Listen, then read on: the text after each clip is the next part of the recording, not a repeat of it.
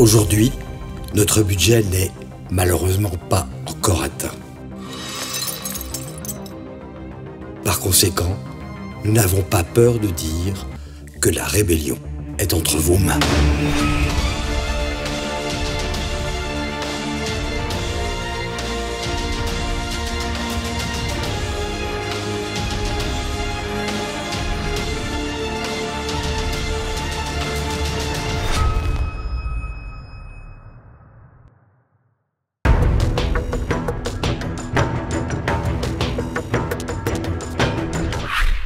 Bonjour à tous et bienvenue dans notre Zoom, aujourd'hui en compagnie d'Axel Tisserand. Bonjour monsieur. Bonjour monsieur. Axel Tisserand, agrégé de lettres classiques, docteur de l'école pratique des hautes études et grand spécialiste de Charles Maurras. Vous publiez cet ouvrage que voici aux éditions de Fleur, La Voix capétienne, que nos téléspectateurs pourront certainement retrouver sur la boutique officielle de TV Liberté. Alors Axel Tisserand, vous voulez citer les mots dont souffre la France: affaiblissement de la nation, dépérissement de l'État, liquéfaction de la société. Vous le dites, les Français n'ont plus confiance dans leur personnel politique. On le voit avec l'abstention à chaque élection, de plus en plus à la présidentielle. Les Français ne croient même plus à ce qu'on leur dit, on l'a vu avec les Gilets jaunes. Mais pourquoi reste-t-il à vos yeux un peuple politique ? Je pense que précisément la révolte ou les révoltes des Gilets jaunes ont montré que les Français avaient beaucoup d'attentes en matière politique. Ils ont organisé des réunions, ils ont d'eux-mêmes, par exemple, suscité cette vieille institution de la monarchie qui était les États généraux. Ils en ont demandé. Malheureusement, on sait ce que le pouvoir en a fait, puisque les cahiers de doléances ont précisément été mis dans les préfectures, n'ont pas été beaucoup lus et on n'a pas beaucoup fondé de réformes dessus. Mais les Français ont des exigences en matière politique. Par exemple, ils se révoltent lorsqu'ils sentent qu'on ne leur dit plus la vérité, qu'ils n'ont plus pris sur leur destin. Et pourquoi n'ont-ils plus pris sur leur destin? Essentiellement parce que les pouvoirs de décision leur échappent.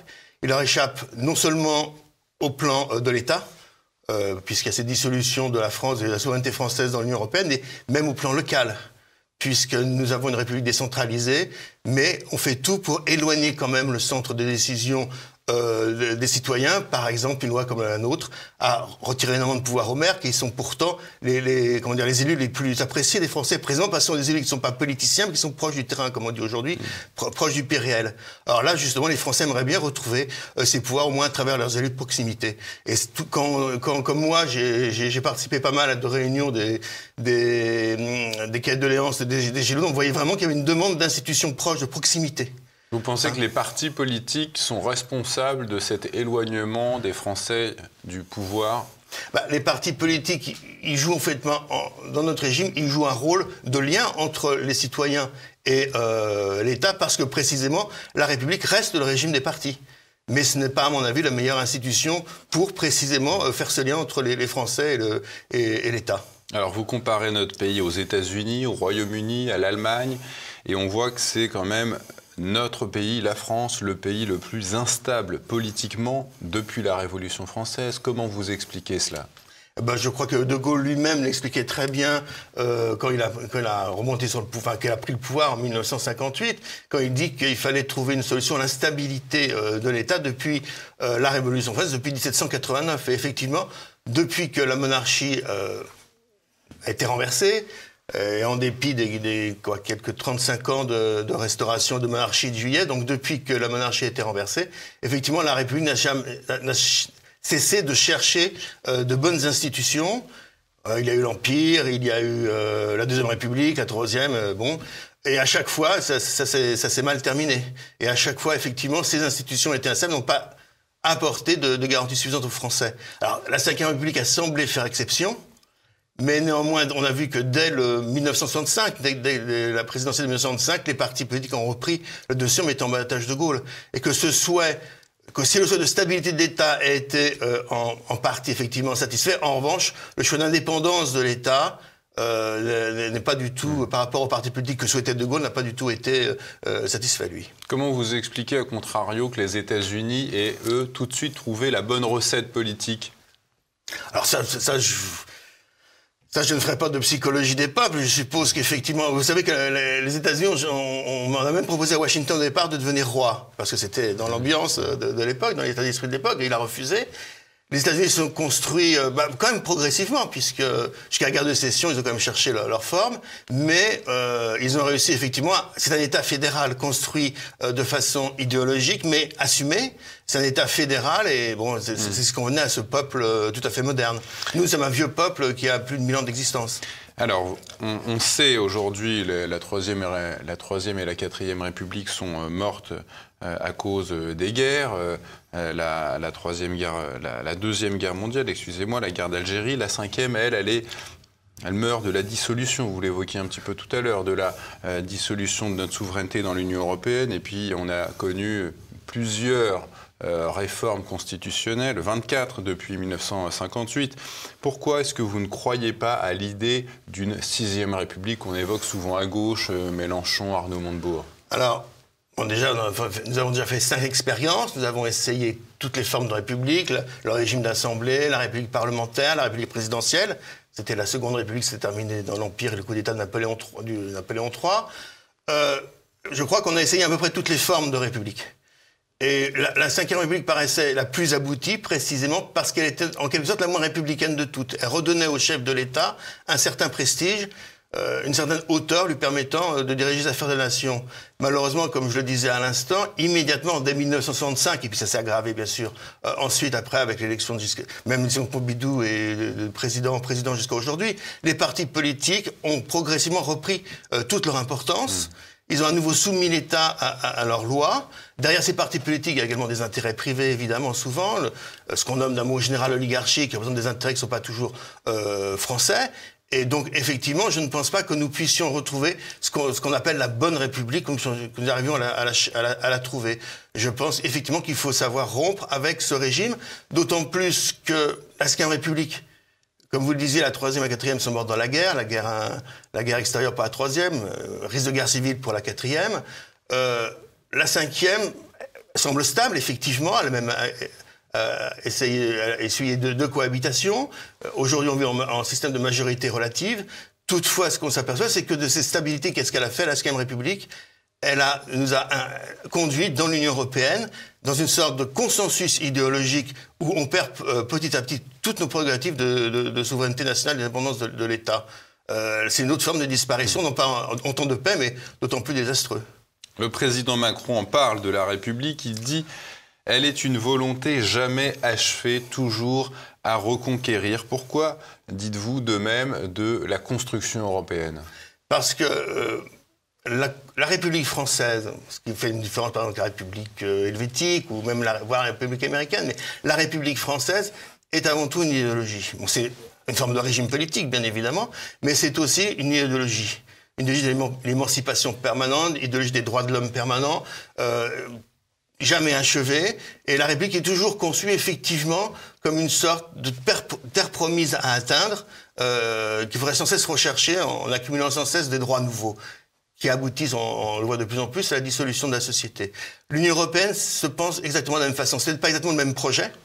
C'est un projet beaucoup plus communautariste, mais néanmoins l'Union européenne se pense comme étant la démocratie. La langue de l'Union européenne, c'est la démocratie. Les frontières de l'Union européenne, c'est la démocratie. Donc on voit bien que c'est une sorte de prototype du village mondial et qui ne sera jamais achevé. Donc les deux projets, effectivement, peuvent entrer en concurrence sur certains points, mais finalement se complètent parce comme projet idéologique. Une sorte de fuite en avant permanente pour les deux. Et du coup, les Français ne sont jamais dans un cadre fixe. Ils sont plus dans un cadre fixe. Ils sont plus en plus dans un cadre historique et culturel. On va jusqu'à nier leur culture. Parce que on leur reproche finalement d'être trop français et pas assez européens ou pas assez républicains. Souvent d'ailleurs, vous entendez les hommes politiques parler de la République. Même plus français. Avant, on parlait de la France, après la République française, mais on parle de la République tout court. Et maintenant, on parle même plus de la République, on parle de souveraineté européenne, du moins certains. Et effectivement, là, il y a une fuite en avant permanente. Vous dites la République, c'est une idéologie. La monarchie, ça n'en était pas une? La monarchie, non. La monarchie, c'est un régime qui a évolué sans cesse au cours d'histoire, patiemment construit, qui a commencé dans l'Île-de-France, et qui petit à petit a réussi à construire un projet fait de mesures. Les rois de France, c'est la mesure. Par rapport au projet impérial, par exemple, qui est un projet de démesure, de conquête, les rois de France ont au contraire toujours essayé d'agrandir patiemment leur domaine royal dans un souci d'équilibre et de mesure. Donc c'est absolument pas un projet idéologique. Il n'y en a d'ailleurs pas besoin de faire un projet idéologique parce que La monarchie s'est construite dans une nation que l'Église avait déjà imprimée de sa marque. Donc il n'avait pas besoin d'une religion de substitution, de cette religion séculière que parfois semble la République, parce que de toute façon, il n'y avait pas besoin de cette dimension idéologique ou spirituelle. Alors, La Voie capétienne, c'est donc le titre de votre ouvrage. Venons-en, vous la qualifiez, la dynastie capétienne, de miraculeuse. Je vous cite, car elle a su élaborer, enrichir, adapter, sans jamais le renier, un enseignement politique au service du bien commun. Je crois qu'on a un petit peu tous oublié ce que c'est que le bien commun. Est-ce que vous pouvez y revenir? Alors bon, ce serait un vaste sujet qui nous renverrait à Aristote, à saint Thomas, qui nous renvoie à toute la philosophie politique et depuis l'Antiquité reprise par la tradition catholique. Le bien commun, c'est ce qui permet à un peuple de vivre ensemble. C'est ce qui assure ses conditions de possibilité. C'est ce qui lui permet, malgré toutes ces différences, et Dieu sait si la France était une fédération où les Capétiens ont réuni plein de peuples différents finalement. Hein. Ils se disaient les rois des peuples de France. Néanmoins, c'est ce qui permet d'assurer leur cohésion dans le respect de chaque particularité. Trop souvent, on nous a habitués à opposer les intérêts privés aux intérêts généraux ou publics. C'est vrai, il y a une opposition à un moment donné. Mais néanmoins, le bien commun doit chercher à concilier les intérêts privés tout en permettant toujours que soit promu l'intérêt général de tous, l'intérêt général. Rappelons-le, la dynastie capétienne, elle s'ouvre avec Hugues Capet et elle se referme avec Louis-Philippe. Elle ne se referme pas, elle est toujours oui, présente. Non, elle se referme en tout cas au pouvoir. Au pouvoir. Oui, c'est savoir. C'est aussi ce miracle, c'est que la France, par rapport à d'autres pays d'Europe, a eu qu'une seule dynastie depuis l'origine, avec différentes branches, bien sûr. Oui, les Valois, les Bourbons. Voilà, les Bourbons Orléans, etc. Mais il n'y a aucune seule grande dynastie nationale. C'est parce que précisément cette monarchie capétienne a respecté un principe qui est le principe de la nationalité, c'est-à-dire ne pouvait être roi de France qu'un Français. C'est comme ça que la monarchie a si bien servi le bien commun. C'est du moins une des conditions, effectivement, du service du bien commun. C'est aussi parce que, du coup, le monarque s'est toujours identifié, l'intérêt du monarque est toujours identifié à l'intérêt de la nation. Il n'y avait pas de distorsion entre le monarque, l'intérêt du monarque et de sa famille, de la dynastie, et l'intérêt des Français. Donc, effectivement, il y a une cohésion, un lien historique. Il n'y a pas de contrat, si vous voulez, au sens juridique du terme, entre la dynastie et le peuple de France. Il y a un lien historique, un lien de naissance. Et le continuum républicain de la Troisième République en 1870 jusqu'à aujourd'hui, comment elle le sert, le bien commun? Elle le sert mal, au sens où non pas ça que dépend des hommes. Je ne dis pas qu'il n'y a pas de grands patriotes républicains, ou qu'il n'y en a pas, ou qu'il n'y en aura pas. Je dis simplement que ce sont les institutions qui ne permettent pas à ce continuum républicain d'assurer le bien public, précisément parce que la République ne vit pas dans la continuité, mais au contraire, elle vit dans l'immédiateté ou la rupture permanente. Parce que la République, par des élections, des intérêts privés, des intérêts catégoriels, des intérêts partisans, sans cesse en est justement... ne pense pas le durable. Un adjectif qui est beaucoup aujourd'hui promu en raison de l'écologie, mais justement, la République ne vit pas dans le durable, elle vit toujours dans l'immédiateté, dans le court terme. Pas de vue à long terme. Ouais. Pas de vue à long terme. Elle ne peut pas. C'est la démocratie, c'est les élections qui l'en empêchent. Alors, les royaumes ne sont pas contre les élections. Au contraire, par exemple, pour tout ce qui est province, commune, au contraire, région, là où les gens sont le plus près, les élections sont nécessaires, et dans les professions... Mais au point de vue, à la tête de l'État, effectivement, on ne peut pas remettre sans cesse en cause le projet national pour tous les 7 ans, maintenant tous les 5 ans, et en plus se faire dépendre d'intérêts idéologiques ou partisans. Alors vous dites que si la Ve République assure la stabilité de l'oligarchie au pouvoir, la monarchie assure les conditions d'un retour au politique. Est-ce que vous pouvez éclaircir ça?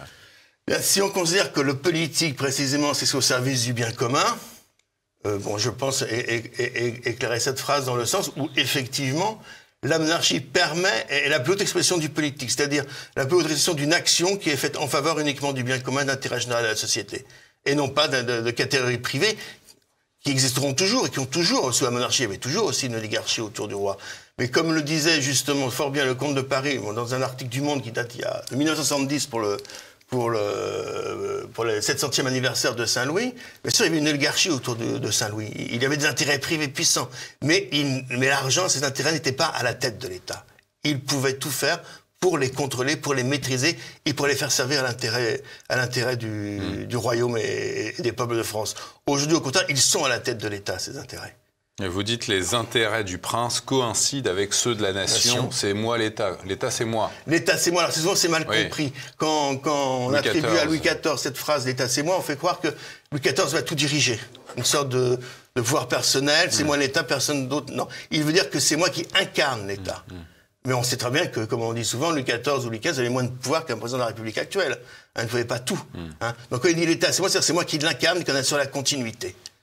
Un peu d'ailleurs comme le dit un article de la Constitution sur le fait que le président de la République assure la continuité des pouvoirs publics et la stabilité de l'État, effectivement. Alors moi, je me souviens un petit peu de mes cours, les cours du primaire, les cours du collège. J'avais un peu l'impression à écouter mes professeurs que la monarchie, c'était une sorte de dictature, c'était l'obscurantisme. Comment vous expliquez que les Français aient une vision aussi rétrograde de la monarchie, notamment en matière de liberté publique? On a l'impression les rois pouvaient enfermer n'importe qui à n'importe quel moment, dans n'importe quelle condition. Cachet, oui.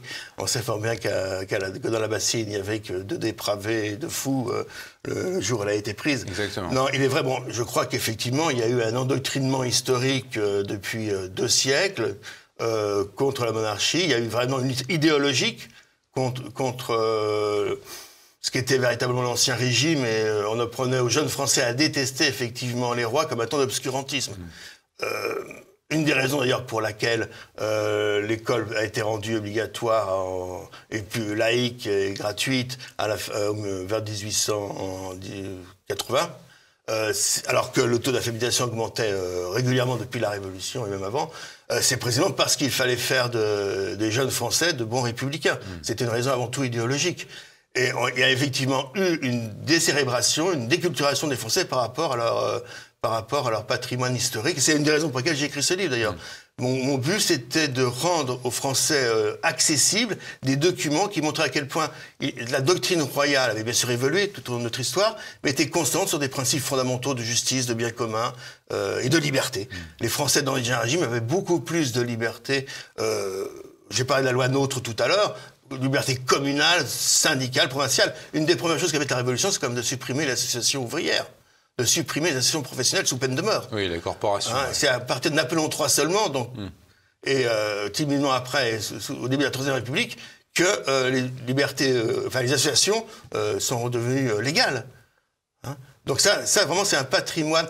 Et nos prétendants au XIXe siècle, et les rois puis les prétendants, ont toujours été favorables au retour des libertés fondamentales qui ont disparu, effectivement, il faut le dire, en 1789 et dans les années suivantes. Et Mitterrand, président de la République française, disait pourtant « Les Capétiens sont la colonne vertébrale de notre histoire ». C'est peut-être pour ça qu'aujourd'hui, Emmanuel Macron nous invite à la déconstruire, cette histoire. Oui, effectivement, il le dit d'ailleurs plus souvent à l'étranger qu'en France, qui nous invite à déconstruire notre histoire. Effectivement, Mitterrand a prononcé ses propos en 1987, lorsqu'il y a eu le millénaire capétien, qu'il a organisé le millénaire capétien avec le comte de Paris de l'époque, Henri comte de Paris. Et effectivement, il avait une lecture, Mitterrand avait été un homme quand même qui était, on pense ce qu'on veut du personnage politique, mais c'était un homme cultivé qui avait encore un dernier président qui avait le sens de ce qu'était la France. Même si sa politique ne l'a pas toujours démontré, mais qui avait le sens de ce qu'était la France. Il savait très bien qu'effectivement, la dynastie capétienne, de 987 à 1848, a été effectivement la colonne vertébrale de notre pays. Et sur ce respect des libertés publiques qu'avait la monarchie, en réalité, vous dites, c'est l'erreur du libéralisme de fourvoyer ces libertés publiques. C'est-à-dire qu'effectivement, on a en quelque sorte échangé en 1789 des libertés réelles, qui étaient celles des Français dans leurs associations, dans le droit de vote. Même les femmes pouvaient voter sous l'Ancien Régime quand elles étaient responsables de famille. Dans les associations, dans les métiers, dans les communes, dans les provinces, ce qu'on appelle les privilèges, c'est-à-dire des lois particulières qui appartenaient à des groupements de personnes. Eh bien, on les a échangés contre une conception métaphysique de la liberté, et c'est au nom de son métaphysique de la liberté qu'on a supprimé les libertés réelles. On parlait du droit d'association. C'est au nom d'une liberté économique abstraite qu'on a supprimé les pouvoirs économiques des associations, des corporations et le droit d'association des ouvriers, par exemple. Alors, le prince Jean de la famille d'Orléans, qu'on a déjà reçu ici à TV Liberté, prétendant au trône de France, explique que pour restaurer la monarchie, il faudra d'abord rétablir la royauté. Qu'est-ce qu'il entend par là? Ce qu'il entend par là, bon, je ne voudrais pas me faire les interprètes de la pensée du prince, mais il explique très bien dans ce livre Un prince français, il explique que la royauté, la monarchie, ce sont des institutions. Ce sont des institutions, comme la République, avec des constitutions. Et puis la royauté, c'est un état d'esprit. Et effectivement, il faut royaliser le pays, c'est-à-dire redonner aux Français la conscience de ce qu'a été la monarchie royale durant toute leur histoire, ce que pourrait être encore la monarchie royale aujourd'hui, c'est-à-dire royaliser le pays, leur donner un état d'esprit royaliste. Faire aimer à nouveau la figure du roi et la faire attendre. Et c'est évidemment ce qu'il y a de plus difficile. On ne pourra pas un jour comme ça instaurer un roi si les Français n'y sont pas prêts. La monarchie, elle peut être absolue, comme c'était le cas en France sous l'Ancien Régime. Elle peut être parlementaire, comme c'est le cas dans beaucoup d'États européens, l'Angleterre, l'Espagne, j'en passe. Quelle serait la forme la plus adaptée pour la France aujourd'hui moderne? Non pas à moi d'en décider. Je pense que le jour où les Français rencontreront à nouveau la dynastie capétienne, l'histoire en décidera. Déjà, sur le terme d'absolu, il faut se méfier. La monarchie du Capet à Louis XVI ou à Louis-Philippe a énormément évolué. Il y avait déjà une monarchie parlementaire sous la Restauration et sous la monarchie de Juillet. Absolu voulait dire que le roi, justement, n'était pas attaché à des intérêts, qu'il était délié. Absolu, c'est le sens du mot latin. Délié des intérêts partisans. C'est ce que voulait dire absolu. Ça ne voulait pas dire qu'il était un dictateur, qu'il avait tous les pouvoirs, qu'il était un despote. Il n'était pas seul à la tête du pouvoir. Il y avait des premiers ministres comme Richelieu, comme Mazarin. Des premiers ministres. Et puis, chaque région, chaque profession avait ses privilèges. Chaque commune avait ses privilèges aussi. Donc, et le roi ne pouvait pas y toucher comme il le voulait à tout cela. Donc, absolu, ne nous trompons pas sur le terme d'absolu. C'est pas un absolutisme despotique. C'est le fait simplement que le roi était indépendant de toutes les... Il était au-dessus, transcendant de toutes les institutions de la société, de tous les pactes. Les décisions du royaume étaient préparées par un conseil. Elles étaient préparées par un conseil, et puis elles devaient ensuite être avalisées par les parlements, parfois qui abusent de leur rôle aussi de leur côté, effectivement. Et le roi devait respecter... Le roi, Louis XIV lui-même, se disait soumis à la loi de son royaume. Il ne se pensait pas au-dessus. Et ça, c'est une constante que je montre dans les textes du livre. C'est une constante. Les rois sont toujours considérés comme soumis à la loi du royaume, non pas comme au-dessus de cette loi du royaume. Étaient-ils accessibles, ces rois, aux Français moyens de l'époque? Parce qu'aujourd'hui, je vous garantis que si vous arrivez devant l'Élysée, il y a des gars en armes, c'est encore pire qu'autrefois. Dès qu'un chef d'État se déplace, accessible, bon, ça a dû dépendre des époques. Là, il faudra faire une recherche historique plus approfondie que celle que j'ai faite. Je pourrais simplement citer une anecdote. C'est Louis XVIII rentrant en 1815 de Gand, après les 100 jours.